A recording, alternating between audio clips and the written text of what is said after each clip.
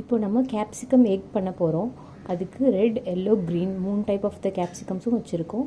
Black pepper use பண்ண போகிறோம். 3 egg, salt. எப்படி பண்ணலான்னு பார்க்கலாம் வாங்க.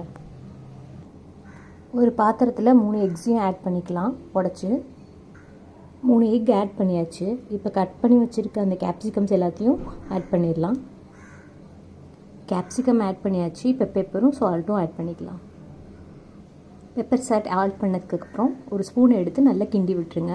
முட்டையோடு சேர்த்து அடிச்சிட்டோன்னா ஆம்லேட் போடுறதுக்கு எசவாக இருக்கும்.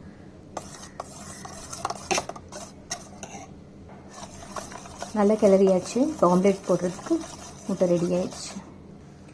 பேனை சூடு பண்ணுங்கள். சூடு பண்ணிவிட்டு நான் இப்போது ஆம்லேட் செய்கிறதுக்கு ஆலிவ் ஆயில் யூஸ் பண்ண போகிறேன். என்ன ஆயில்னாலும் யூஸ் பண்ணலாம், பட் ஆலிவ் ஆயில் போட்டு ஆம்லேட் போட்டோன்னா டேஸ்ட் நல்லாயிருக்கும்.